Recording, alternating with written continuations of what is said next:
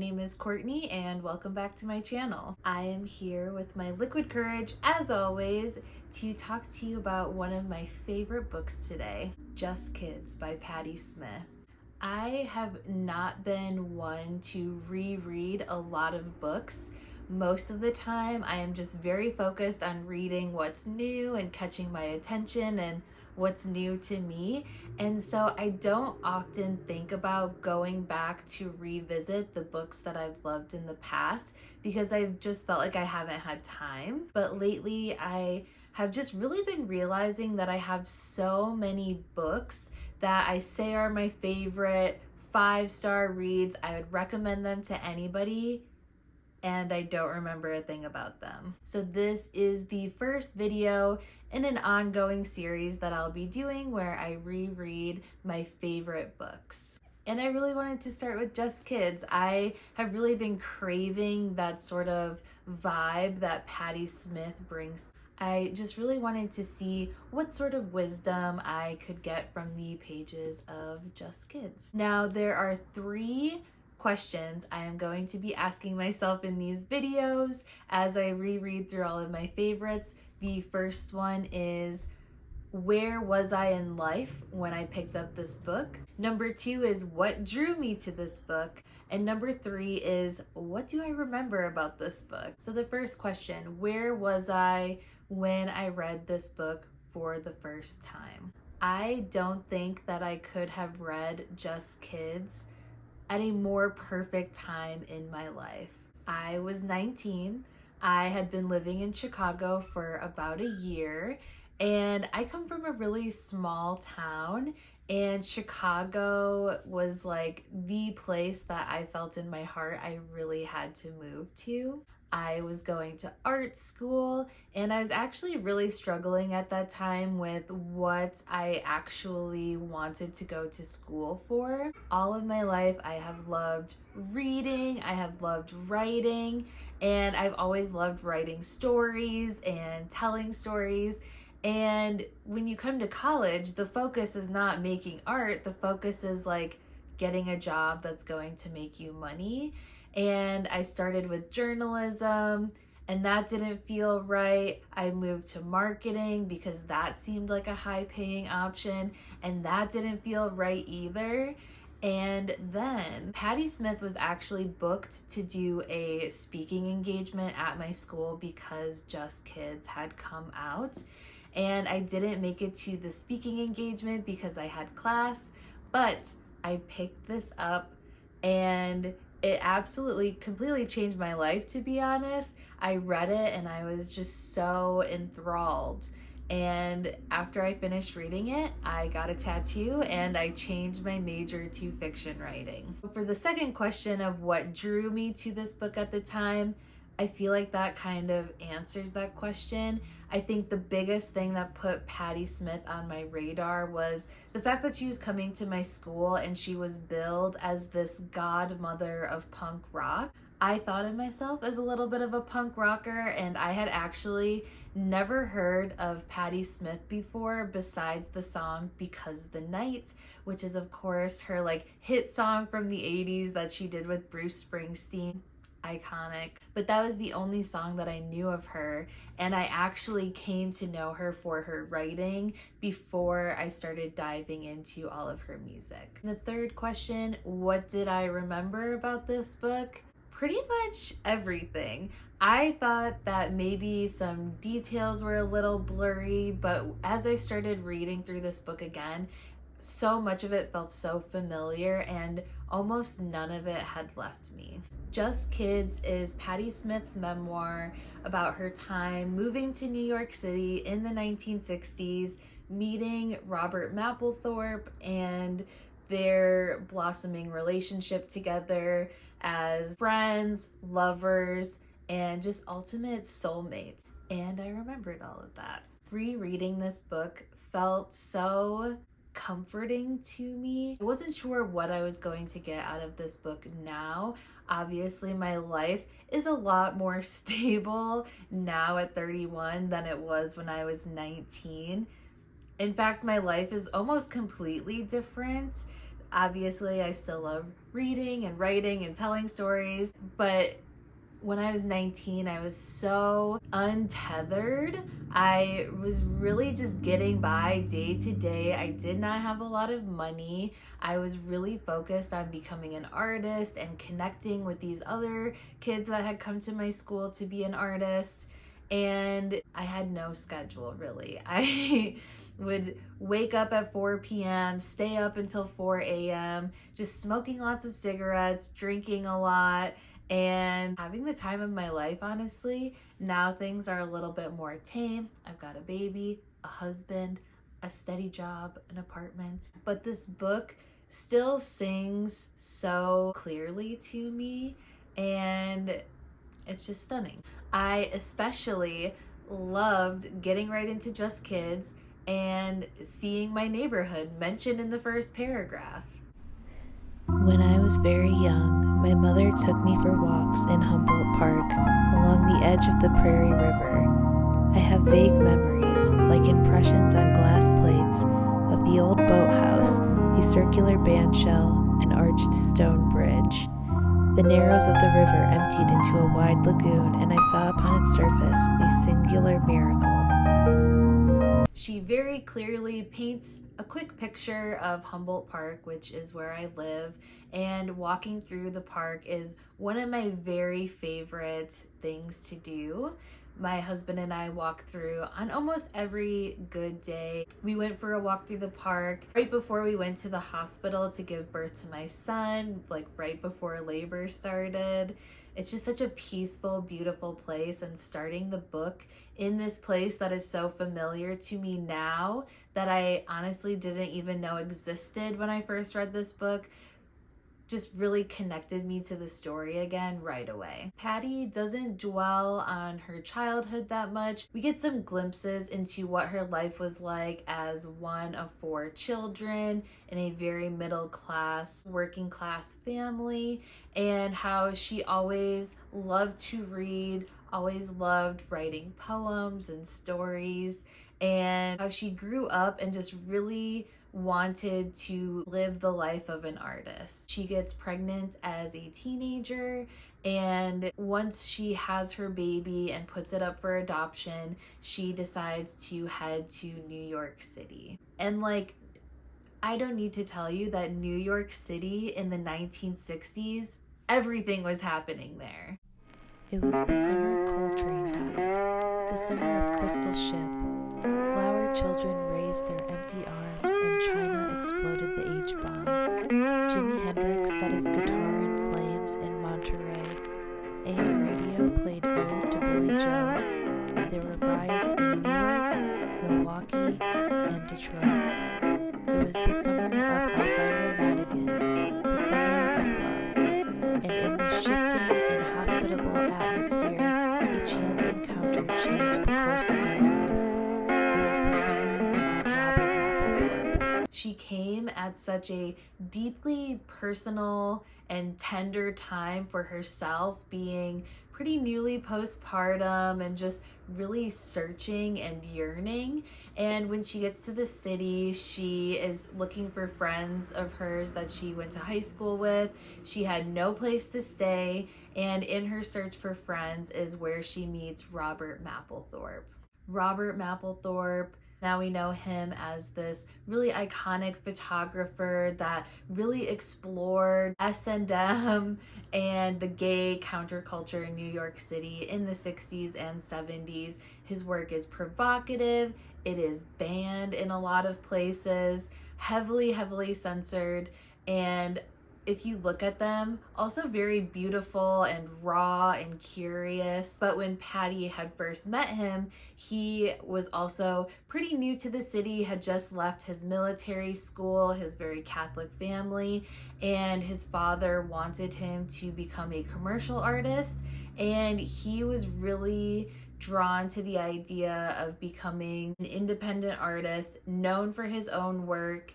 And when Patti met him, he was honestly very obsessed with the idea of catching Andy Warhol's attention and getting into his inner circle. Patti Smith's writing in this book, it is so stunning. It really drifts you along through her early days in New York City, struggling for money, places to sleep, food, and how her love of art and books and writers really carried her through those tough times. She was very driven even when she had nothing. And when she pairs up with Robert, it's like a match made in heaven, instant connection, and the two of them really link up, and they have this unwritten rule together of, if one of them is sick, the other has to be well. If one of them is working, the other can be creating. And it's just this very symbiotic relationship,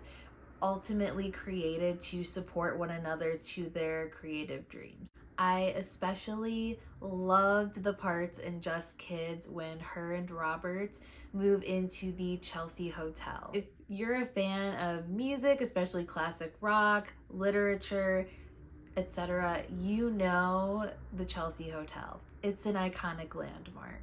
There's so much of this book where it seems like Patti Smith could be name dropping because there's so many people just floating around, but at this time they weren't totally famous yet. She writes about interactions with Jimi Hendrix, Janis Joplin, her budding friendship with Sam Shepard, her brushes with Bob Dylan, Andy Warhol, the crew surrounding Andy Warhol. She also had a relationship with a member of Blue Oyster Cult. So we're really seeing this foundation of rock music in the 60s. And in just like a moment of like pure self-awareness from 2000s, Patti Smith looking at this time in her life, hanging out with like absolute legends, she writes, "I was there for these moments, but so young and preoccupied with my own thoughts that I hardly recognize them as moments." So like she recognizes that she was there for that, but like at that time,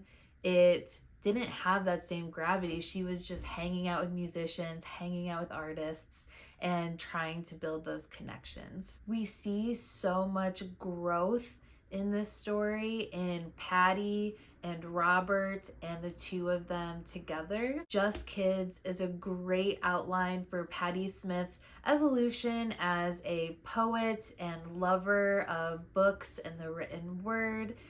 There are just so many amazing passages in this book dedicated to the writers and poets and books that she loved so much and found comfort and gratitude in. We see that shift from being a writer and then slowly becoming a performer and then piecing together her band, which would then create the iconic album Horses. I wish that I could play music in this video. It is one of the things that's held me back from making this for days because I just wish that I could include her music in here, but like this video has to stay up so you all know to read Just Kids. And then we have Robert. We see through Patti's eyes the shifts in the things that he makes and that he becomes drawn to, from very abstract drawings to found items, sort of art pieces focused on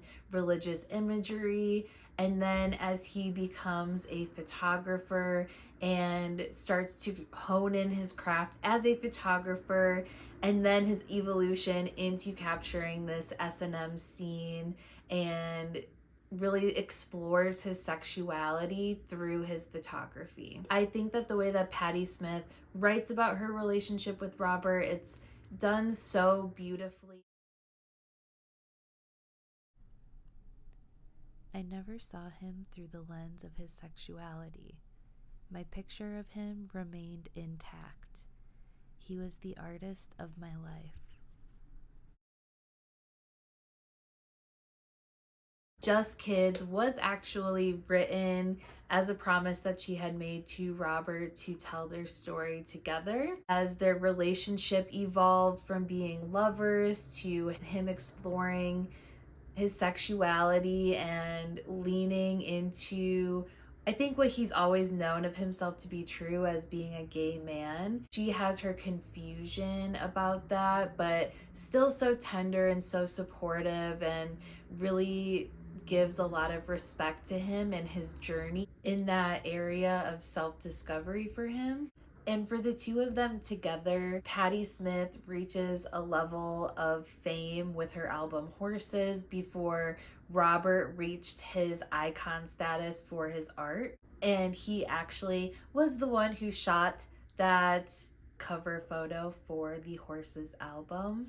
As they both reach these levels of fame, they still stay so close. Even as they start drifting apart, Patti eventually moves to Detroit with her husband, where they have 2 children. Robert becomes more and more successful with his photography, but becomes victim to the AIDS crisis in the 80s, which unfortunately took the life of both him and his longtime partner. It's the ending of this book, seeing their growth and the evolution of their relationship and all of this time that has passed and what still brings them together to orbit one another. It's just so beautiful. Patti Smith's writing is just, it's simple, it's not super flowery, but it is, and I can't explain what makes it that way. She can describe a crusty roll with olive oil and sardines, and it is just the most basic food on earth. I don't even care about sardines, but you want it. She gets gifts from Robert, and it could be the simplest thing that he picked up from the thrift store, and the way that she describes it makes it seem like an expensive artifact. I think that really just speaks to how she views things with such gravity and with such gratitude. There is no doubt in your mind that Patti Smith appreciates every single musician, writer, artist that has ever crossed her path. She holds them in such reverence in her life, and I think that's what makes her such a great poet, such a great writer, is that deep introspective thinking into what inspires her and what she appreciates. It is absolutely wild to read this book and just see the people that she interacted with, the conversations that happened, the things that she was witness to, the rise of CBGB's, the punk rock music club in New York City. She strikes up a close friendship with Allen Ginsberg and William S. Burroughs, course, 2 iconic writers of the time. She has tender moments with Janis Joplin. She opens for television. It's just unreal. There's that phrasing of if these walls could talk, and I think that the Chelsea Hotel would definitely have the most to say, but luckily we have Patti Smith to sort of deliver those stories for us. Just Kids is also full of beautiful photographs taken by Patti, taken by Robert, drawings of Robert Mapplethorpe's. I think that there is a newer edition that came out with even more pictures. This is the copy that I've had since I was 19, so there are still so many beautiful pictures in here, and they really just highlight the stories that she is writing about in this book. Just Kids is absolutely still a 5-star book for me. I still found myself so moved by this book, and it really just lit my heart on fire again, really wanting to create, really wanting to tap into that artist side of myself. And even if you are not an artist, don't care about music, I think that there's so much in the writing here that almost anyone can appreciate. I am so happy that this favorite held up, definitely going down in my Hall of Fame as life-changing, definitive favorite books for me. And if you are curious about the tattoo that I got after finishing Just Kids, a lot of people think that the lightning bolt is a reference to Harry Potter. No. It is because I read Just Kids, and I went and got this tattoo the very next day. Thank you guys so much for watching this video. I don't think that I can do this book justice by only talking about it. I really implore any of you to read this book, and I hope that you love it just as much as I did. If you watched this far, leave a comment down below with the horse emoji. I also can't encourage you enough to pull up Horses on Spotify or wherever you listen to music and give it a listen. It's so good. Please like this video, subscribe if you're new here. I am also happy to talk about this book with anyone else, so please feel free to send me a message if you have, and we can just start a Patti Smith book fan club. Happy reading, everyone, and cheers!